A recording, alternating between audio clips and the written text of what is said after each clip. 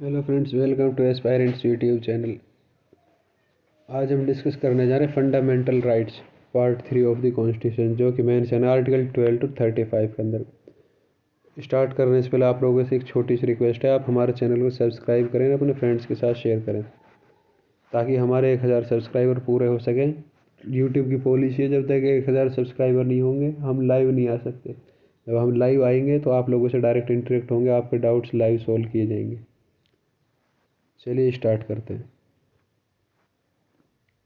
Fundamental rights are named so because they are guaranteed and protected by the Constitution, which is fundamental law of the land. Fundamental rights क्या होते हैं? कोई constitution जो protect करता है किसी भी जगह के लॉ को, यानी कि कोई टेरिटरी होगी, स्टेट होगा, यूनियन होगा, उसके जो लॉ को प्रोटेक्ट करते हैं वो फंडामेंटल्स होते हैं। Fundamental rights are mention in part three के अंदर फंडामेंटल राइट्स मेंशन है, article 12 to 35। Fundamental rights are called Magna Carta of Indian constitution. याद रखना, ये इंपॉर्टेंट क्वेश्चन है। क्वेश्चन इस तरह से पूछ लिया जाता है, मैग्ना कार्टा कौन से पार्ट को बोला जाता है? तो याद रखना, पार्ट 3 को मैग्ना कार्टा बोला जाता है। फंडामेंटल राइट्स को इस तरह से पूछ लेगा, इनका दूसरा नाम क्या है? Magna Carta. Fundamental rights are also called negative obligation of states. ये इंपॉर्टेंट क्वेश्चन है। इसमें क्वेश्चन पूछा जाता है जो फंडामेंटल राइट्स है वो नेगेटिव ऑब्लिगेशन है स्टेट्स के ऊपर, या पॉजिटिव ऑब्लिगेशन है, या नेगेटिव पॉजिटिव मिक्सचर है, या नन ऑफ द अबव है। इस तरह से पूछ लिया जाता है। Important question, negative obligation. Negative obligation क्यों है? ये हम स्टेट के अगेंस्ट क्लेम कर सकते हैं। कुछ ऐसे फंडामेंटल राइट्स हैं जिन्हें इंडिविजुअल के अगेंस्ट भी क्लेम कर सकते हैं, जैसे आर्टिकल 17 अनटचेबिलिटी। कोई भी इंसान भी नहीं कर सकता अनटचेबिलिटी। तो इस वजह से जो पहले था भाई छुआछूत वाला था, वो कोई इंडिविजुअल भी नहीं कर सकता। इस वजह से fundamental rights can be suspend during emergency. जो फंडामेंटल राइट्स हैं उन्हें सस्पेंड किया जा सकता है। Constitution of India provides for automatic suspension of all fundamental rights except article 20 and 21। जो फंडामेंटल राइट्स हैं ऑटोमेटिक सस्पेंड हो जाते हैं नेशनल इमरजेंसी के टाइम पे, सिर्फ आर्टिकल 20 और 21 को छोड़कर।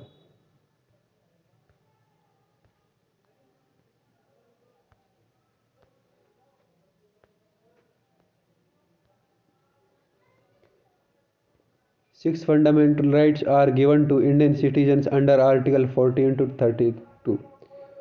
सिक्स फंडामेंटल राइट्स गिवन है जो सिटीजन्स के लिए इंडिया के, वो आर्टिकल 14 to 32 के अंदर कवर करते हैं। Note, right to property is repealed by 44th constitutional amendment act 1978। जो राइट टू प्रॉपर्टी थी वो पहले किस में था? आर्टिकल 19 में था, उसे रिपील कर दिया गया है 1978 में जो कॉन्स्टिट्यूशनल अमेंडमेंट हुई थी 44th, और उसे कहाँ ऐड कर दिया गया? आर्टिकल 300 है। इंपॉर्टेंट क्वेश्चन पूछ लिया जाता है, right to property constitutional right या लीगल राइट कौन से आर्टिकल के अंदर है? 300 है में। कौन सी अमेंडमेंट के थ्रू रिपील हुआ था? 44th। किस ईयर में? 1978 में। अमेंडमेंट्स हम पढ़ाएंगे, याद अभी कोई टेंशन मत लेना आप लोग, स्पेशल क्लास होगी अमेंडमेंट्स भी। Article 12 it defines the term state use in different article of part 3 of the constitution. जो आर्टिकल 12 है इसमें स्टेट की डेफिनेशन दी गई है, और जो कि यूज हुई है पार्ट 3 में, और कॉन्स्टिट्यूशन में जगह जगह यूज हुई है। इट इंक्लूड्स, स्टेट क्या इंक्लूड करता है? The government and the parliament of India, that is executive and the legislature of the union. State में क्या क्या आता है? यूनियन गवर्नमेंट आती है, पार्लियामेंट आता है, executive, legislature. The government and legislature of each state, और हर राज्य की जो एग्जीक्यूटिव लेजिस्लेचर वो आती है, panchayat, municipality, district body, TC. और लोकल और other authorities with in the territory of India. Other authorities जो इंडिया के अंदर है वो सभी आती है।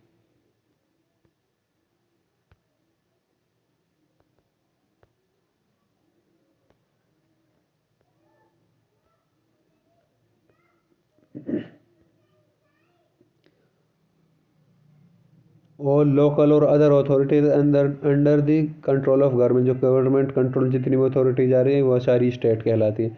अदर स्टेचुरी बॉडी और non statutory body like LIC, BCCI, SAIL, इस तरह से ये सारी एक खुद एक स्टेट कहलाती है। Article 13 it declares all laws that are inconsistent with और in derogation of any fundamental rights shall be void.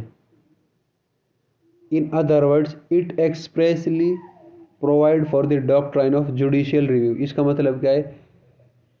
All laws that are inconsistent with or in derogation of any fundamental right, यानी कि जो भी पहले क्या था, rule regulation था constitution declare नहीं हुआ, उससे पहले जो लॉ थे वो सारे वॉइड हो जाएंगे जो फंडामेंटल राइट्स को वॉयलेट करते हैं, जिसमें ये चीज़ है। अगर ऐसा हमें लगता है कोई प्रोविज़न है कॉन्स्टिट्यूशन में अभी भी जो फंडामेंटल राइट्स को वॉयलेट कर रहा है, तो आर्टिकल 13 के अंदर जुडिशियल रिव्यू की डॉक्ट्राइन दी हुई है उसके लिए।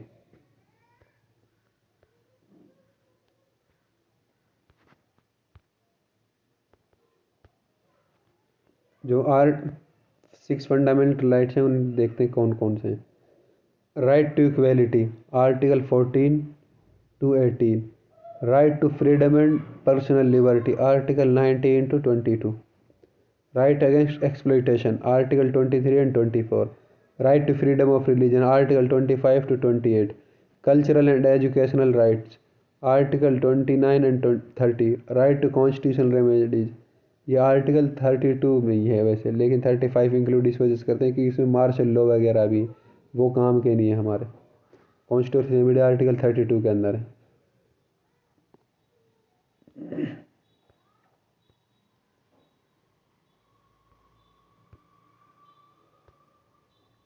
चलिए एक एक करके आर्टिकल्स को देखते हैं।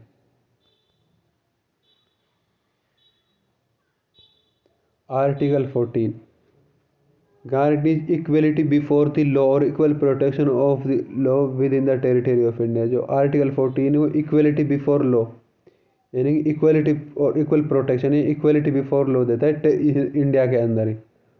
Article 14 is available to all person that is citizens as well as non citizen.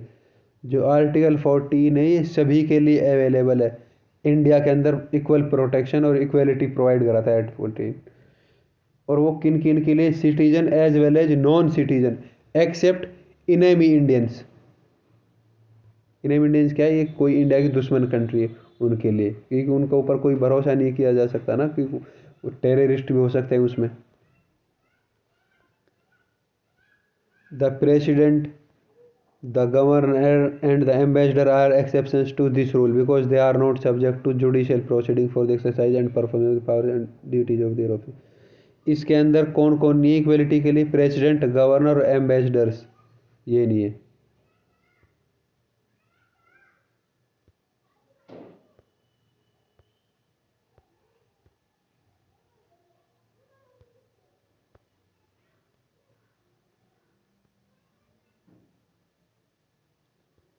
Supreme Court struck down the regulation providing for the retirement of the air hostess on her first pregnancy as unconstitutional, void and violative of Article 14।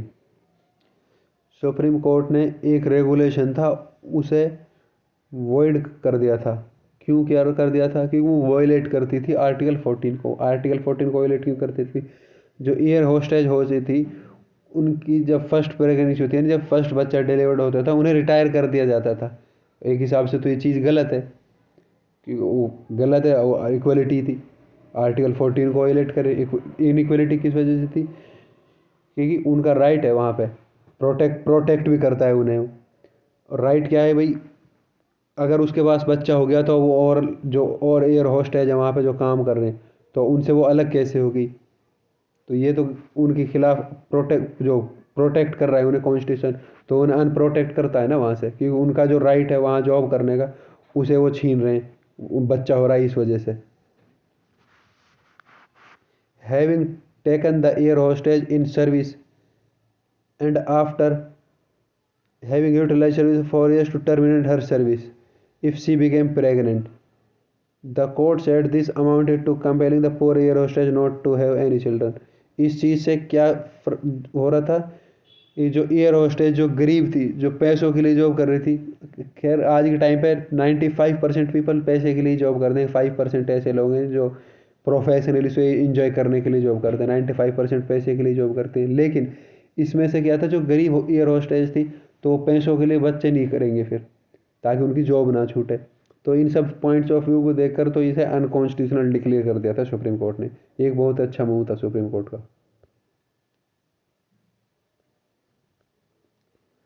Classification of article 14 is based on natural justice. जो natural justice की principal है उसके ऊपर based है article 14।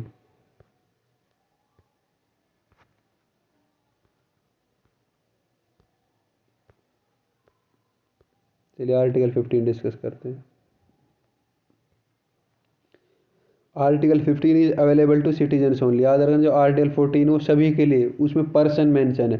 Article 14 is available to persons.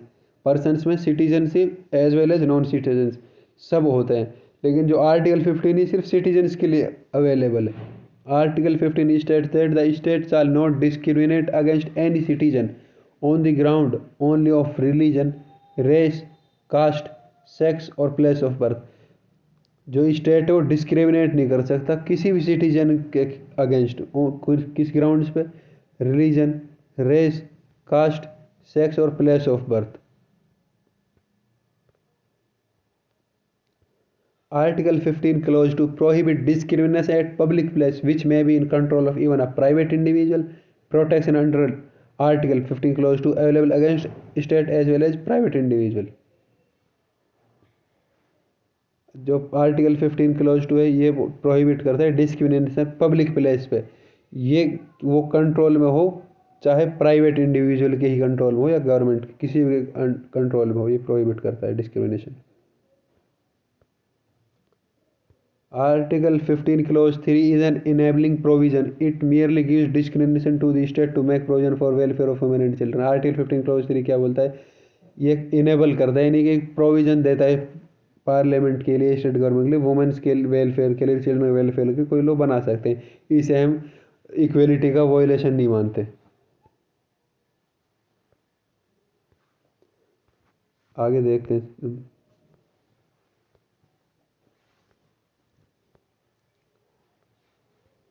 The state can also make a special provision for any socially and educational backward classes SC and ST under Article 15 Clause 4। भाई SC ST के लिए भी special provision बनाया जा सकता है, तो वो भी इक्वलिटी का वायलेशन नहीं है। Article 15 as originally enacted did not contain article 15 clause 4, it was inserted by the constitution first amendment act 1954। Article 15 में जो क्लोज 4 है ये इनिशियली नहीं था, इसे फर्स्ट अमेंडमेंट के थ्रू इनेक्ट किया गया था, याद रखना। By special provision contemplated in Article 15 includes even reservation, and when reservation is given, it raises two issues. What should be the basis of reservation? What should be the quantum of reservation? जो quantum होता है reservation का वो 50% को कभी 50% से ज़्यादा नहीं हो सकता। जो रिजर्वेशन होता है SC ST EWS OBC इन सब को मिलाकर अगर देखें, लेकिन जो अभी EWS है वो इन जो SC ST और OBC इनके इसके अंदर से रिजर्वेशन नहीं देता, वो जो रिमेनिंग जनरल सीट्स बच गई उसके अंदर रिजर्वेशन देता है। लेकिन जो टोटल रिजर्वेशन हम मिलाते हैं उसे मिलाकर रिजर्वेशन 50% को एक्सीड नहीं कर सकता, ये कहता है आर्टिकल 15 क्लोज 2। बट एक चीज़ याद रखना, जो एक क्वांटम है ये एक्सीड हो रखा है। महाराष्ट्र के अंदर आई थिंक 53% रिजर्वेशन गिवन है, काफ़ी सारे राज्यों के अंदर हो रखा है। Under article 15 clause 4 orders reserving seats for SC ST and backward classes in engineering medical other technical colleges are permissible. वही चीज़ है, इन्हें इनइक्वलिटी नहीं माना जा सकता जो रिजर्वेशन होती है स्टूडेंट्स के लिए।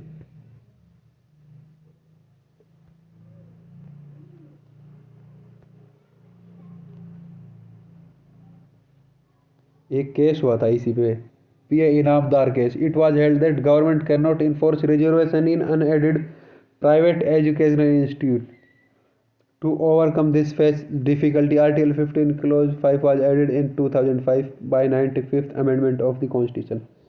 इसमें क्या है, जो गवर्नमेंट इंस्टीट्यूशन नहीं है, प्राइवेट इंस्टीट्यूट हैं और गवर्नमेंट उन्हें फंड भी नहीं करती, तो उसमें गवर्नमेंट फोर्स नहीं कर सकती उन इंस्टीट्यूशंस को।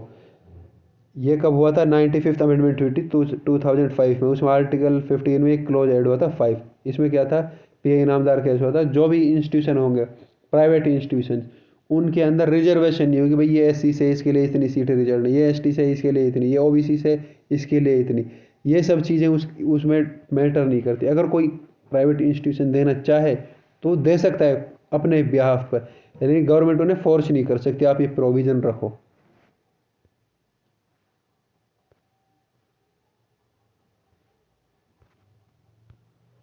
पीए इनामदार केस है, जो याद रखना है, इंपॉर्टेंट केस है। उत्तराखंड का केस है शायद वो। In pursuance of amendment of 2005 in article 15 clause 5 the central educational institution reservation in admission act 2006 was passed providing a quota of 27% for OBC in all central educational institutes including IIT and IIMs। 27% OBC के लिए reserved seats हैं।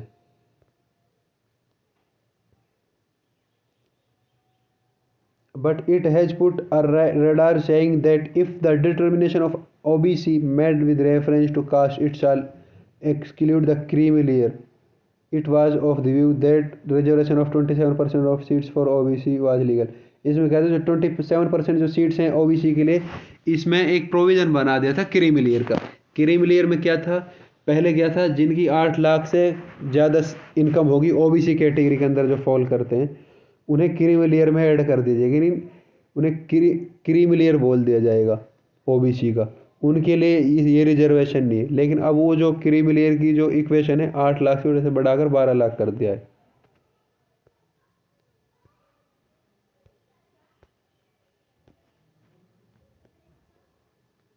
Article 16 states that there shall be equality of opportunity public employment. Article 16 क्या कहता है? सभी के लिए equal opportunity मिलेगी पब्लिक एम्प्लॉयमेंट में, बट जो रिजर्वेशन गिवन है उसे इनइक्वलिटी नहीं माना जाएगा, याद रखना है। अभी हमारा आर्टिकल 15 में डिस्कस किया था वो। आर्टिकल जो 16 वो सभी जितने भी क्लासेज हैं इंडियन सिटीजन्स के, उन सभी के लिए अवेलेबल है, चाहे कोई किसी क्लास से बिलोंग करता हो, किसी कास्ट से, किसी सेक्स से, किसी कोई कहीं भी किसी का जन्म हुआ हो इंडिया के अंदर। ये it provide that states are not discriminate on ground only of religion, race, caste, sex, place of birth. Article 16 Clause 4 is not a fundamental right. It is enabling provision which gives discretion to the states and does not impose any duty। जो article 16 close 4 ये fundamental right नहीं है, क्योंकि एक provision provide कराता है states, लेकिन states चाहें तो उसे कर भी सकती हैं, चाहें तो ना भी करें। उसके अंदर अभी हम बताते हैं क्या है। उसके अंदर प्रमोशन वाला सिस्टम है। इसके ऊपर केस हुआ था। For achieving equality it provides for reservation to backward class in public employment. The Mandal commission case, also known as Indira Sahni case, deals with reservation in public employment which provides that backward class is not defined in the constitution and even a caste may also constitute a class। जो backward class इसे constitution में कहीं भी define नहीं किया गया। The backwardness contemplated under article 16 clause 4 is mainly social। article 16 clause 4 में क्या होता है? जो backwardness होती है वो सिर्फ socially हो सकती है। Income or extent of property can be taken as a measure of social advancement and on that basis the criminal of a given caste can be excluded from getting benefit of reservation। इसके cream layer को निकाल दिया गया reservation से। The reservation contemplated under Article 16 Clause 4 should not exceed 50%। इसमें क्या है? अगर हम रिजर्वेशन दे रहे हैं, सोशली रिजर्वेशन किसी को दे रहे हैं जो कि कॉन्स्टिट्यूशन के अंदर है नहीं, अगर कोई स्टेट देना चाहे तो वो याद रखे 50% को एक्सीड नहीं करेगी। जो कोटा है, जो क्वांटम बनाया हुआ है 50% का रिजर्वेशन का, उसे एक्सीड नहीं कर सकती। हाँ, अगर उससे कम बचता है 50% तो कोई भी स्टेट दे सकती है उसे सोशली। जो इसके ऊपर केस हुआ था, इंदिरा साहनी केस बोलते हैं उसे।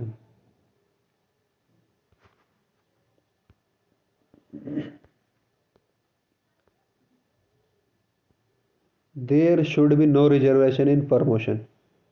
इसमें क्या है, जो आर्टिकल 16 क्लॉज 4 है उसी के अंदर ये जो जॉब्स के अंदर प्रमोशन होता है उसे हम कास्ट के बेस पे जो रिजर्वेशन अभी मिला हुआ है उसे फॉर्मुलेट नहीं कर सकते।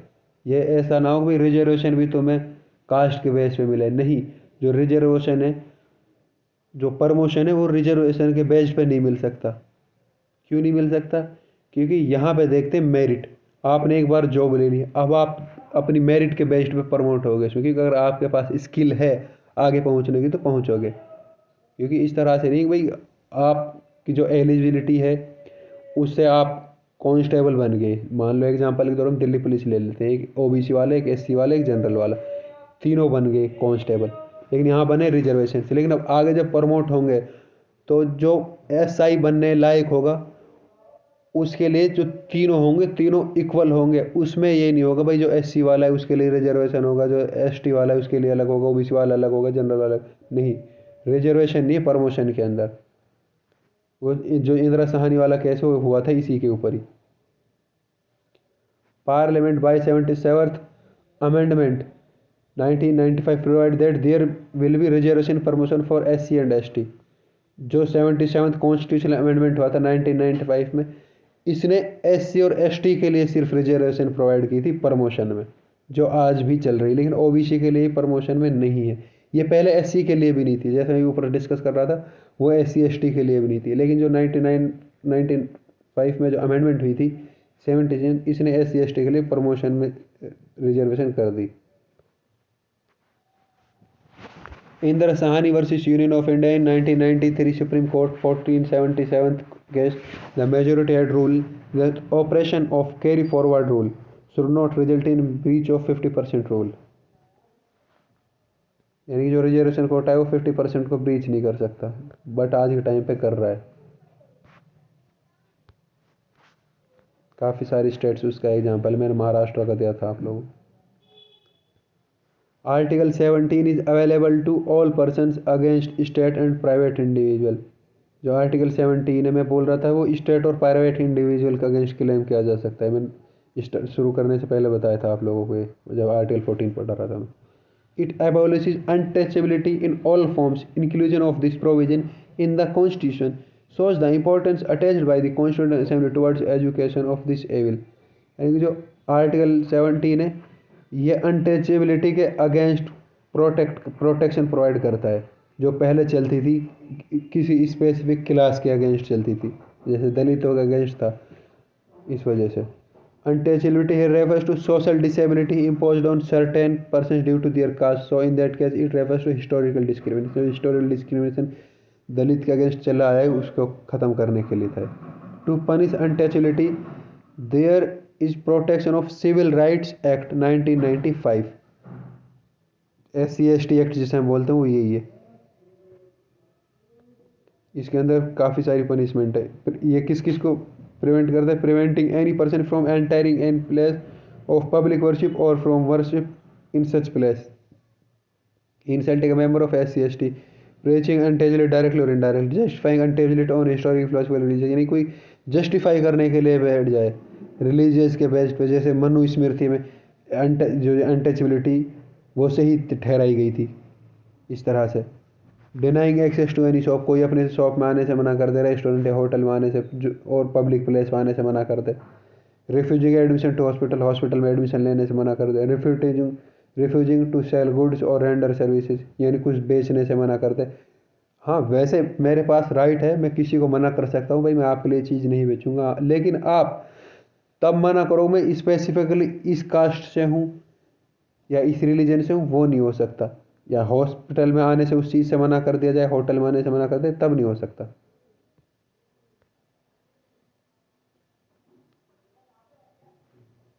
इसमें जो to punishment provide is up to 6 month imprisonment और फाइन। इसमें क्या है, जो पनिशमेंट हो 6 महीने तक हो सकती है, और या फाइन हो सकता है 500 रुपये का, या दोनों हो सकते हैं।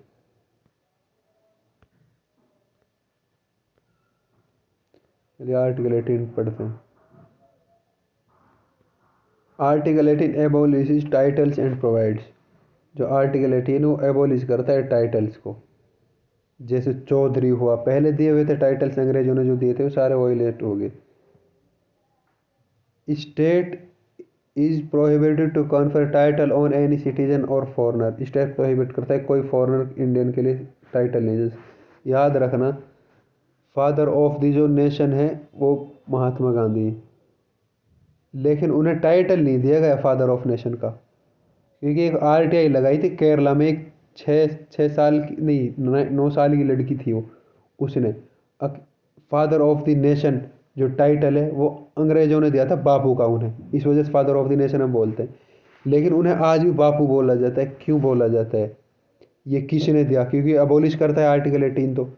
तो जब supreme high court, Kerala high court की ही जजमेंट है, उसमें केरला हाई कोर्ट ने बोला जो महात्मा गांधी का जो वर्क है उसे देखकर उन्हें बापू बनाया गया है, उन्हें बापू बोला जाता है, लेकिन उन्हें वो टाइटल नहीं दिया जाए, क्योंकि हम कोई टाइटल दे नहीं सकते फादर ऑफ द नेशन का, लेकिन उन्हें फादर ऑफ द नेशन माना जाता है, समझा जाता है। याद रखना ये चीज़, ये हमारा कॉन्स्टिट्यूशन प्रोवाइड नहीं कराता father of the nation Mahatma Gandhi ji हैं। याद रखना ये चीज़ मोस्ट इंपॉर्टेंट है।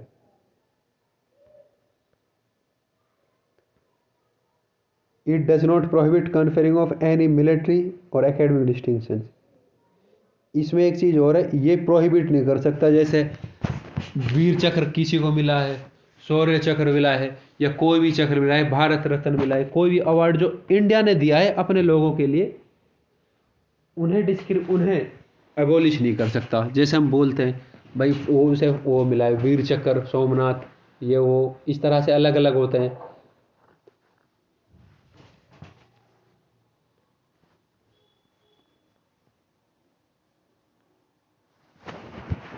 अच्छा, इन्हें क्यों प्रोहिबिट नहीं कर सकता? क्योंकि ये अवार्ड नहीं है, ये टाइटल्स हैं, इस वजह से। नो सॉरी, ये अवार्ड्स हैं, टाइटल्स नहीं है, इस वजह से इन्हें प्रोहिबिट नहीं किया गया। और हम किसी फॉरेन स्टेट से ले भी नहीं सकते कोई टाइटल।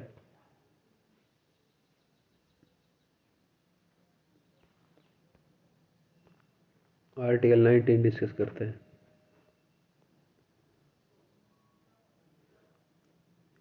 एक चीज़ और, अब नीचे कमेंट मत कर देना एक फादर ऑफ द नेशन का आप गूगल से कहीं निकाल के मुझे स्क्रीनशॉट दिखाया करो। कॉन्स्टिट्यूशन के अंदर मेंशन नहीं है father of the nation Mahatma Gandhi ji हैं, उन्हें माना जाता है। केरला हाई कोर्ट की जजमेंट है, याद रखना। Freedom of expression includes freedom of press. Freedom of press means right to disseminate ideas और news for views in various forms like newspaper, TV channel, making of film और documentary, और by writing an article. Article 19 जो freedom of expression और speech का right देता है हमें। जो फ्रीडम ऑफ प्रेस है वो भी आर्टिकल 19 के अंदर ही आता है। Right to obtain recognition of the association is not a fundamental right. However, there is complete liberty forming association of the citizen. ये हमारा फंडामेंटल राइट नहीं है, हमने कोई एसोसिएशन बना लिया उसे रिकॉग्नाइज किया जाए भारत गवर्नमेंट के थ्रू, ये हमारा फंडामेंटल राइट नहीं। लेकिन हाँ, ये हमारा फंडामेंटल राइट्स है, हम कोई एसोसिएशन फॉर्म कर सकते हैं।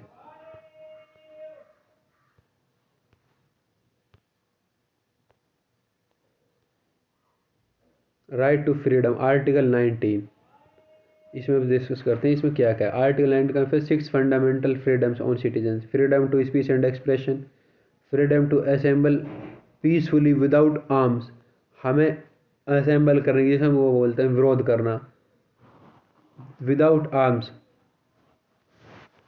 फ्रीडम टू फॉर्म एसोसिएशन और यूनियंस और cooperative societies. Freedom to move freely throughout the territory of India. Freedom to reside and settle in any part of the territory of India, Bharat में किसी भी part में रह सकते हैं, ये आज़ादी, घूम सकते हैं कहीं भी, कोई भी सोसाइटी या यूनियन बना सकते हैं। Freedom to practise any profession और to carry on any business, trade और ऑक्यूपेशन, कोई भी हम प्रोफेशन फॉलो कर सकते हैं, कोई भी बिजनेस कर सकते हैं, लेकिन याद रखना जो लीगल बिजनेस हो। ऐसा ना हो बोलने लग जाओ मुझे तो आर्टिकल 19 क्लॉज 6 में बिजनेस करने की अनुमति है, मैं तो गांजे का बिजनेस करूंगा, ड्रग्स का बिजनेस करूंगा, ये इलीगल है।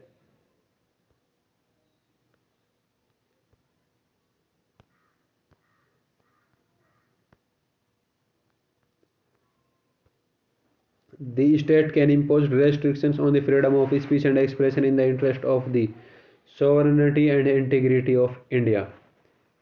जो हमारा फ्रीडम है स्पीच का और एक्सप्रेशन का, वो नेशनल इंटरेस्ट को खतरे में ना डाले, यानी जो हमारी सोवरेनिटी है, इंटीग्रिटी है और सिक्योरिटी है, और जो हमारे रिलेशन हैं फॉरेनर स्टेट्स के, और जो पब्लिक ऑर्डर और मॉरलिटी है जो हमारी खुद की, जो कंटेम्प्ट ऑफ कोर्ट जिसे हम बोलते हैं, कोर्ट की प्रोटेक्शन, इन सब को वॉयलेट नहीं कर सकती जो फ्रीडम ऑफ स्पीच और एक्सप्रेशन है।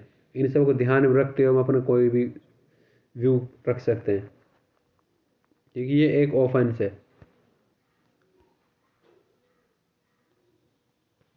अकॉर्डिंग टू आर्टिकल 19, बंद is unconstitutional but strike is allowed and valid.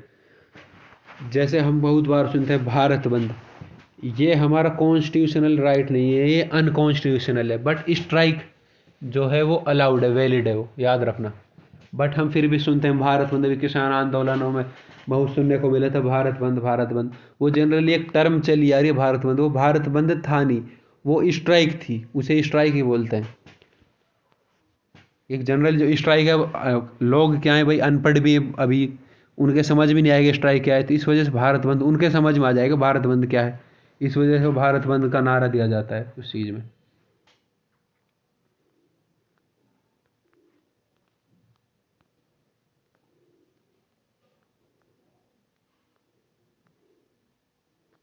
Article 20 guarantees certain protection in respect of conviction for offense. It prohibits retrospective criminal legislation, commonly known as ex post facto legislation। यानी कि ये protect करता है retrospective criminal legislation के, जिसे हम x post facto legislation बोलते हैं। यानी कि आपने आज से 2 साल पहले क्राइम किया था, उस टाइम वो ऑफेंस नहीं था, वो कोई ऑफेंस नहीं माना, जो जुर्म नहीं माना जाता, लेकिन आज उसे जुर्म माना जा रहा है। तो आज तुम्हें उस पुराने जो 2 साल पहले किया था वो ऑफेंस नहीं था उस टाइम, अब उसे सजा दी जा रही तुम्हें, तो वो नहीं हो सकता। डबल जीओपार्डी और punishment for the same offence more than once, यानी कोई भी ऑफेंस किया है तुमने, उसे तुम्हारे 2 या 2 बार ज़्यादा पनिशमेंट नहीं मिल सकती, जिसे हम डबल जीओपार्डी बोलते हैं। Compulsion to be witness against himself और सेल्फ इनक्रिमिनेशन, यानी कि हम खुद अपनी सफाई नहीं दे सकते, यानी खुद को ही हम गवाह नहीं बना सकते, खुद विटनेस नहीं बन सकते अपने केस में। और सेल्फ इनक्रिमिनेशन यानी खुद जजमेंट नहीं दे सकते, कोई केस है उसे मैं खुद जज नहीं बन सकता, उस केस में कोई और जज होगा उसमें।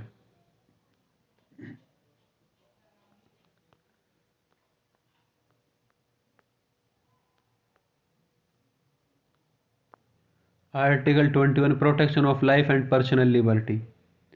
No person shall be deprived of his life or personal liberty except according to procedure established by law। जो आर्टिकल 21 है ये भी सभी के लिए अवेलेबल है, सिटीजन्स और as well as non citizens. इसमें जो लाइफ है, राइट टू लाइफ और पर्सनल लिबर्टी, वो प्रोटेक्ट की जाती है individual. Life does not mean mere animal existence, ये मेट गलत लिखा हुआ है, मेयर यानी ओनली, मेयर का मतलब होता है ओनली, ये मेयर है, मेट गलत लिखा हुआ है। Life does not mean mere animal existence, यानी लाइफ का सिर्फ मतलब इतना नहीं कि जैसे एक एनिमल रह रहा है उस तरह आप रहो। लाइफ में बहुत कुछ एंजॉय करने के लिए होता है, जो फंडामेंटल राइट्स हमें दिए हैं। It means and includes all those means and veg by which life can be enjoyed, वो हर पहलू जिनके थ्रू आप लाइफ इंजॉय कर सकते हैं, वो राइट टू लाइफ के अंदर इंक्लूड है, बट अकॉर्डिंग टू लॉ, जो लॉ ने प्रोसीजर इस्टेब्लिश किया हुआ है उसे, वो लॉ को वायलेट नहीं कर सकते आप। Right to die is not include under article 21। Right to die कोई फंडामेंटल राइट नहीं है, ऑफेंस और है, याद रखना। ऑफेंस कब है, जब मर जाओगे आप तब तो कोई बात नहीं है, तब तो आपको पनिशमेंट होगी नहीं, लेकिन हाँ जब सुसाइड कर रहे हो और पकड़े गए तो आपने वो ऑफेंस किया है, आपको पनिशमेंट होगी। लेकिन मर गए तो उसमें पनिशमेंट का प्रोविजन बचता ही नहीं, क्योंकि आप ऑलरेडी पनिशमेंट पा चुके हो, डेथ होगी आपकी। Right too early execution of death sentence is a fundamental right under article 21, यानी कि किसी को डेथ सेंटेंस बोली हुई है, अब फांसी की सजा हुई हुई है किसी के लिए, तो उसे अधिकार है वो अर्ली एग्जीक्यूशन के लिए बोल सकते। किसी को मान लो 15 दिन बाद फांसी होने वाली, वो बोले मुझे भाई 15 दिन से पहले फांसी दो, मुझे 10 दिन ही फांसी दो, तो उसका फंडामेंटल राइट है, वो डिमांड कर सकता है इस चीज़ के लिए। लेकिन जिसे डेथ सेंटेंस मिल गया हो वो कोई इस तरह से डिमांड नहीं करेगा, वो तो यही डिमांड करेगा मुझे और दिन रखो और 15 दिन के बजाय 20 दिन बाद देना, 30 दिन बाद देना, इस तरह से डिमांड होती है। जैसे डेथ सेंटेंस भूल जाए वो हर एक दिन जीने की ख्वाहिश बचती है उसके अंदर। Article 21 includes right not to be subject to bounded labour, यानी कि किसी को हम लेबर नहीं बना सकते, हमें कोई लेबर नहीं बना सकता। Right to livelihood by means which are not illegal immoral oppose to public policy, हम खुशी से जी सकते हैं जो इलीगल ना हो और इमोरल ना हो, पब्लिक पॉलिसी को अपोज ना करें। राइट टू क्लीन एनवायरनमेंट, याद रखना राइट टू क्लीन एनवायरनमेंट हमारा फंडामेंटल राइट है, लेकिन ये धड़ल्ले से वायलेट हो रहा है आज दिल्ली जैसे शहरों में। राइट टू शेल्टर ये हमारा fundamental right. Right to travel abroad, right to speedy trial, right to legal aid, right to privacy, right against solitary confinement, एक फंडामेंटल राइट और इसी में आर्टिकल 21 में राइट टू इंटरनेट, याद रखना। अभी आगे और देखते हैं।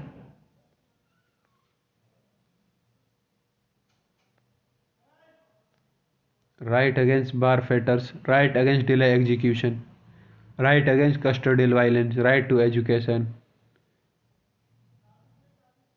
ये प्राइमरी एजुकेशन की बात है इसमें। Right to pure drinking water, ये भी आज धड़ल्ले से वायलेट हो रहा है हमारा। राइट टू गुड रूट्स, ये भी धड़ल्ले से वायलेट हो रहा है। Right to reputation, freedom from noise pollution, ये भी धड़ल्ले से वायलेट होता है। Right to protection of environment and human health, ये हमारे फंडामेंटल राइट एनवायरनमेंट को और ह्यूमन हेल्थ को प्रोटेक्ट करें।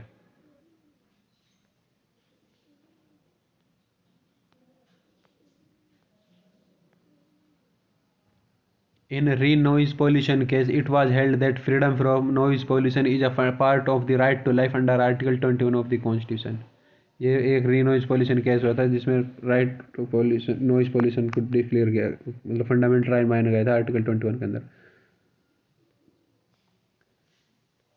The state shall provide free and compulsory education to all children, ये ऑल है, कॉल गलत लिखा हुआ है, ऑल चिल्ड्रन है। All children of the age of 6 to 14 years in such manner as the state may by law determine, ये primary education है 6 to 14 years के लिए आर्टिकल 21 के लॉज के अंदर। ये कि कौन से कॉन्स्टिट्यूशनल अमेंडमेंट एक्ट के थ्रू एड हुआ था? 86 कॉन्स्टिट्यूशनल अमेंडमेंट एक्ट 2009, इंपॉर्टेंट है, पूछ लिया जाएगा, कॉन्स्टिट्यूशनल अमेंडमेंट के थ्रू हुआ था। No person can be detained beyond 3 months without opinion of advisory board, कोई भी इंसान डिटेन नहीं किया जा सकता, बट इसके अंदर प्रोविज़न वो है जैसे यूएपीए वाला एक्ट है वो अलग है, 3 महीने से ज़्यादा कोई डिटेन नहीं किया जा सकता। By 44th amendment this period was minimize to 2 months but it was never enforce. 44 जो अमेंडमेंट हुई थी उसे उसके थ्रू इसे 2 महीने के लिए बना दिया था, लेकिन इसे इन्फोर्स अभी तक नहीं किया गया।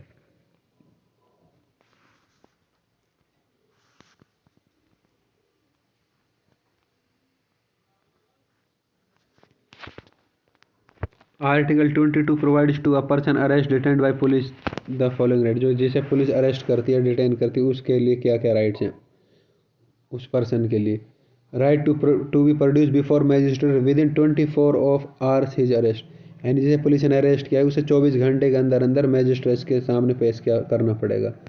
Right to consult and to be defend by counsel of his own choice, वो खुद के लिए कोई काउंसिल या डिफेंडर चूज कर सकता है। Right to be inform of the ground of his detention arrest as soon as possible, उन्हें बता दिया जल्दी से जल्दी अब उसे किस बात के लिए डिटेन या अरेस्ट किया गया है।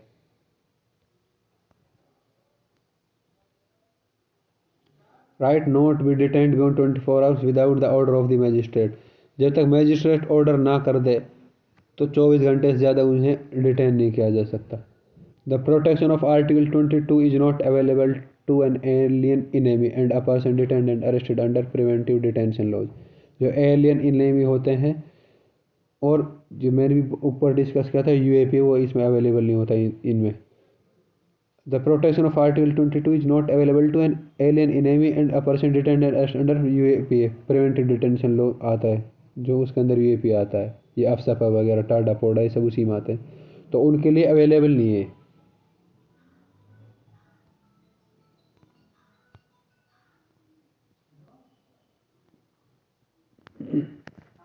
Article 23 it prohibits three things trafficking in human beings beg और फोर्स्ड लेबर। ये यानी कि कोई ह्यूमन ट्रैफिकिंग नहीं कर सकता, कोई किसी को ज़बरदस्ती भीख नहीं मांग सकता, बच्चों से ज़बरदस्ती काम नहीं करवाया जा सकता। It is available to all person against state as well as private individual. ये सभी के अगेंस्ट अवेलेबल है, स्टेट के अगेंस्ट भी, इंडिविजुअल के अगेंस्ट भी। Article 14 it prohibits employment of children below 14 years in any factory mine और other hazardous employment.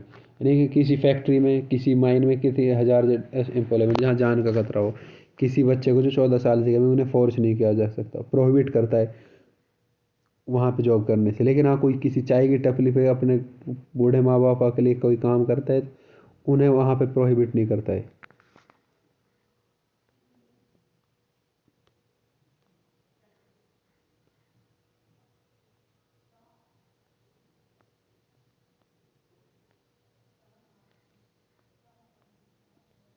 Article 25 it guarantees to all persons freedom of conscience, right to profess, right to practice, right to propagate religion of own choice। जो article 15 वो क्या बोलता है? Freedom of conscience, profess, practice, propagate of religion of own choice. यानी अपना कोई भी religion follow कर सकते हैं, चुन सकते हैं, प्रैक्टिस कर सकते हैं, और अपने हिसाब से जो धर्म अकॉर्डिंग टू रिलीजन, जैसे रिलीजन प्रोपागेट करने के लिए बोलता है रिलीजन को, उस हिसाब से प्रोपागेट कर सकते हैं।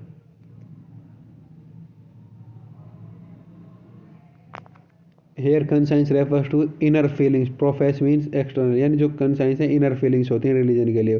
Profess means external manifestation, practice means professing rites and rituals, and propagate means dissemination of news and ideas philosophies it is of religion.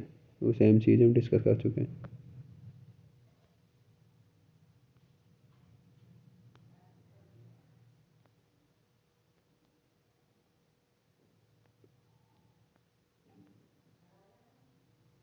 This right is not absolute right, and it is subjected to public order, morality, health, and other provisions of this part।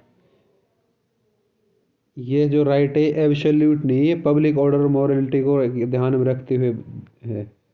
Under article 25 state can regulate religious activities and provide for social reforms through open Hindu religious institution of public protector to all section of Hindu. ये Hindu sex जितने भी Hindu sections के अंदर आते हैं उन सभी के लिए।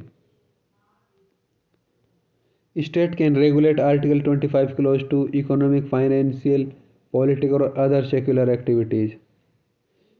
जो स्टेट जो रेगुलेट कर सकता है आर्टिकल 25 क्लोज 2 के अंदर कौन कौन सी एक्टिविटीज़ को, उन्हें फाइनेंशियल, इकोनॉमिकल और पॉलिटिकल और सेक्युलर एक्टिविटीज़ को। सोशल वेल इसमें क्या है कि मेले होते हैं बहुत सारे उत्तराखंड में जाकर, उन्हें गवर्नमेंट फंड करती है, वही सब के अंदर फॉल करते हैं। Social welfare and reform and their white can order for opening of temples to all classes and section of Hindus. Social welfare reform में क्या है, सभी सेक्शंस के लिए, क्लासेस के लिए हिंदू टेम्पल्स ओपन होंगे।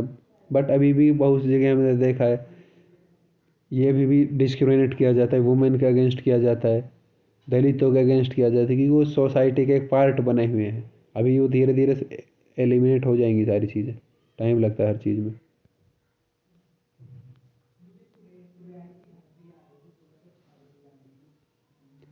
Article 26 it guarantees following rights to all religious denominations to establish and maintain institution for religious charitable purpose. Article 26 क्या है, कोई भी कोई इंस्टीट्यूशन और रिलीजियस चैरिटेबल पर्पस के लिए ओपन कर जा सकता है। To manage its own affairs in matter of religion, खुद के अफेयर्स को मैनेज कर सकता है। To own and acquire movable and immovable property, to administer such property in accordance with law.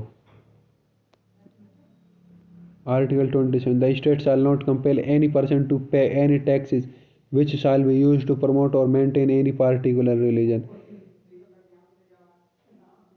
State tax नहीं ले सकता किसी से जो कोई प्रमोट करता है स्पेशल पार्टिकुलर रिलीजन एक्टिविटी के लिए, कोई मान लो फंड रेज किया है तो उस पर गवर्नमेंट टैक्स नहीं लेगी।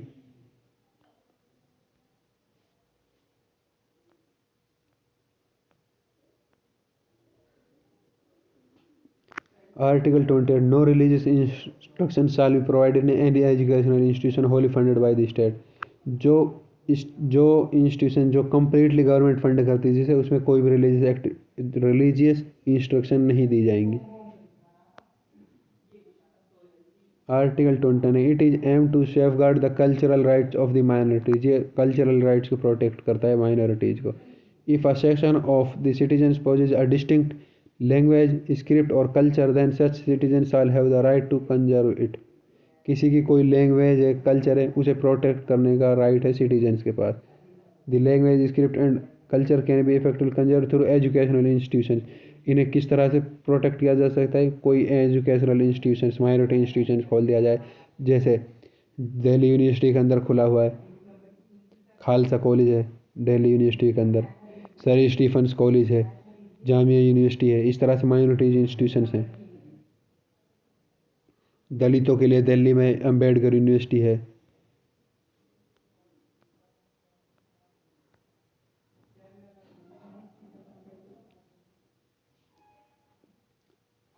Article 30. The minorities derive their right to establish administer educational institutions from Article 30 Clause 1. Minorities may be वही जो मैं पीछे डिस्कस कर रहा हूँ आर्टिकल 29 में वो कोई इंस्टीट्यूशनल ओपन कर सकते हैं. ये यहाँ पे आर्टिकल 39 क्लॉज 13 के अंदर क्या है माइनॉरिटीज़ के पास ये राइट है रिलीजियस और लैंग्वेज के बेस पे इंस्टीट्यूशंस ओपन कर सकते हैं.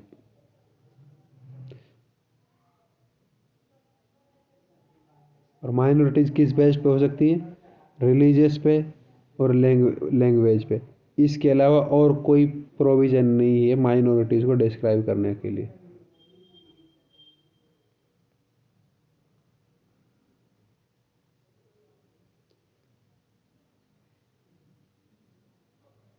कास्ट भी आती है माइनॉरिटीज़ में. यहाँ पे जो ये चीज़ मेंशन है ना लिंग्विस्टिक इसके अंदर एक जो कास्ट है वो भी माइनॉरिटीज़ के अंदर इंक्लूड है. Article 31. It deal with compulsory acquisition of property which has been repealed by 44th Constitution Amendment. ये राइट टू प्रॉपर्टी था उसे रिमूव कर दिया था 44th कॉन्स्टिट्यूशन अमेंडमेंट के अंडर और अब वो मेरा कॉन्स्टिट्यूशनल और लीगल राइट अंडर आर्टिकल 300 है.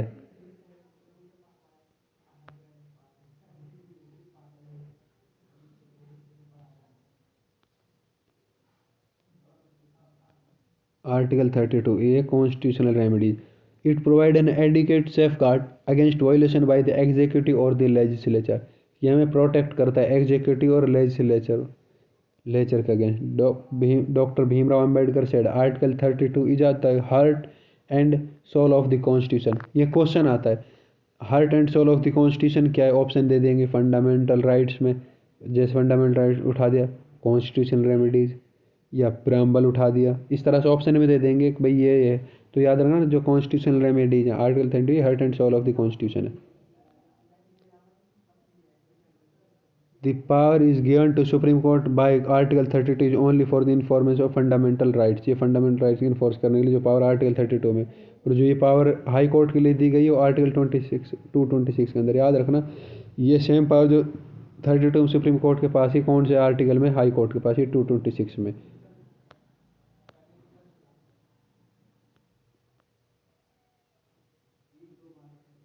जो इसके अंदर रिट्स दी गई हैं उन्हें अब डिस्कस करते हैं. हबीज कॉर्पस और इसे बहुत से हैबियस कॉर्पस भी बोलते हैं और हबीज कॉर्पस जो जैसे प्रोनाउंस करना चाहे.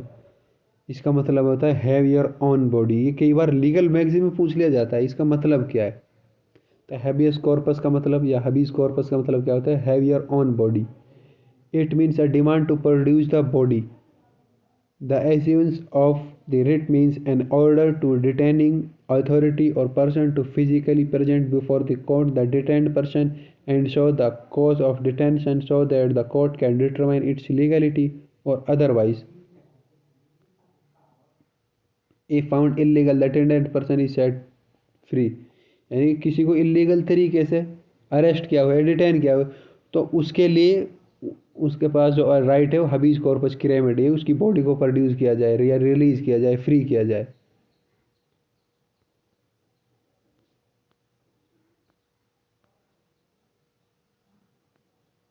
और ये किसके अगेंस्ट हो सकती है स्टेट के अगेंस्ट भी हो सकती है. प्राइवेट के अगेंस्ट हो सकती है। Purpose of this writ is to ensure that a person is not deprived of his liberty except in accordance with the project. इसका जो रिट है ये क्यों दी गई है, क्योंकि इसमें जो पर्सनल लिबर्टी है ना वो वायलेट ना हो, उसे ख़त्म ना किया जाए, बट एक जो प्रोसीजर लॉ ने इस्टेब्लिश किया है उसके अकॉर्डिंग ही होगी। मैंडेमस का मतलब क्या आता है, do your duty. Mandamus means we order, it is command to act lawfully and to desist from perpetrating an unlawful act, यानी कि वो कोई इलीगल एक्ट ना करे उसके अगेंस्ट है। It may be address against any authority officer government और judicial body that fail to और refuse to perform a public duty and discharge a legal obligation, यानी कि कोई पब्लिक एम्प्लॉयमेंट में है, गवर्नमेंट ऑफिशियल है, जुडिशियल बॉडी है, वो अपना काम करने में विफल हो जाए या रिफ्यूज कर दे तो उसके अगेंस्ट मैंडेमस की रिट है। ये किसके अगेंस्ट नहीं है, ये प्रेसिडेंट और गवर्नर के अगेंस्ट लाई नहीं करती। प्रोहिबिशन टू प्रोहिबिट यानी रोकना किसी काम को। It is issue by high court to lower court और tribunal court. It is intend to prohibit it from exceeding its jurisdiction, यानी कि कोई किसी जुरिस्डिक्शन से बाहर निकल कर या कोई जानबूझकर उस जुरिस्डिक्शन को बढ़ाने की कोशिश करे तो उसके अगेंस्ट ही प्रोहिबिट करता है prohibition. Certiorari to certify, it also lie against judicial and quasi judicial authorities. It means to be informed. It if a tribunal act without jurisdiction or in excess of it and issue an illegal order, that order can be cast by this writ। यानी कि दोनों का लगभग same ही meaning है, लेकिन इसमें क्या है, इसमें जो ऑर्डर वगैरह हैं वो इशू होती है, उनकी जो वैलिडिटी होती है वो चेक होती है, लीगलिटी इलीगलिटी। इसमें क्या है, इसमें सिर्फ जुरिस्डिक्शन की बात हो रही है। While prohibition is available at an earlier stage, statute is available at later stage similar ground। इसमें क्या है, जो prohibition है, जो prohibit है, वो इनिशियल स्टेज पे क्या होता है, प्रोहिबिशन होता है, लेकिन जब उससे आगे बढ़ जाएगा तो वहाँ पे सर्ट्यूरी अवेलेबल होता है, जो सिमिलर ग्राउंड रहता है लेकिन वो लार्जर स्टेज पे होता है, कि कर दोनों ही प्रोहिबिट रहे हैं।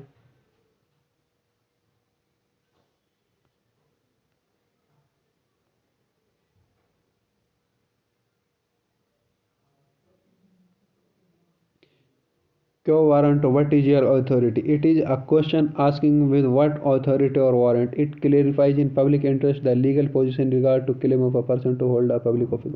यानी कि कोई इलीगल तरीके से कोई पब्लिक ऑफिस होल्ड किया हो उसके अगेंस्ट होता है, यानी कि तुम इस चीज़ के लिए एलिजिबल हो या ना हो। चलिए इन रिट्स का जो मीनिंग है वो हम डिस्कस कर चुके हैं। हबीज कॉर्पस का 2 में है ये the body, mandamus the order quo warranto, what is your authority, prohibit certiorari to certify.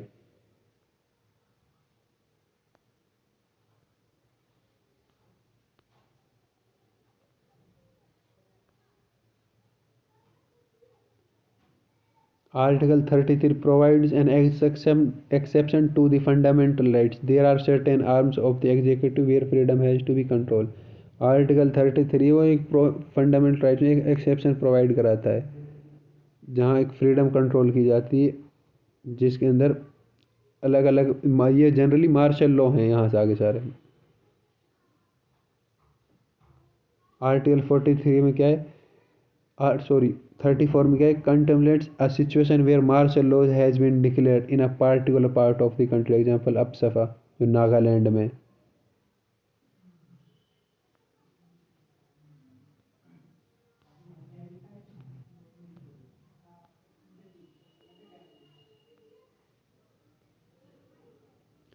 Legislation to give effect to the provision of this part, notwithstanding anything in this constitution।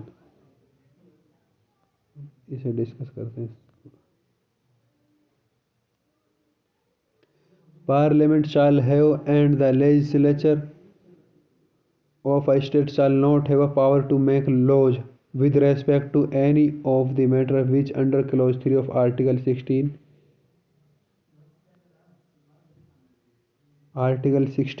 clause 3 of article 30 to article 33 and article 34 may be provided for by law made by parliament। and इसमें क्या है, parliament shall have and the ledge of state shall not have power, यानी parliament के पास वो power है लेकिन राज्यों के पास वो पावर नहीं है। कौन सी पावर, जो दी हुई है close 3 of article 16 close 3 of article 32, article 33 and article 34। ये सिर्फ पार्लियामेंट के पास है ये power. 4. Prescribing punishment for those acts which are declared to be offenses under this part, और जो ऑफेंस डिक्लेयर हैं उनमें पनिशमेंट देने की।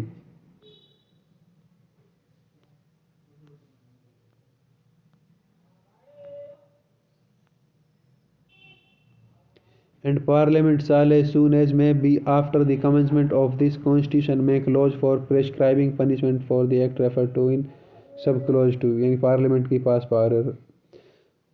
By any law in force immediately before the commencement of this constitution in the territory of India with respect to any of the matter referred to in subclause of clause A, or providing for punishment for any act referred to subclause 2 of that clause shall subject to the term of thereof and to any adaptation and modification made by therein under article 372 continue in force until altered or repealed by amendment और amended by the parliament. यानी कि जो law पहले से enforced थे, Indian constitution को enforce होने से पहले, उन सब के रिगार्डिंग जो उसमें पनिशमेंट थी या पनिशमेंट नहीं थी वो सब रिपील कर दिए। कौन से आर्टिकल के under? Under article 372। Thank you friends. अपने फ्रेंड्स के साथ हमारे वीडियोस को शेयर करें, लाइक करें, चैनल को सब्सक्राइब करें ताकि हम आप लोगों से लाइव इंटरेक्ट हो सकें, लाइव क्लासेस स्टार्ट कर सकें। Thank you friends. एक बार पॉलिटी के जितनी भी क्लासेस हैं वो कंप्लीट हो जाएं, उसके बाद 1000 प्लस क्वेश्चंस की मैराथन कराएंगे।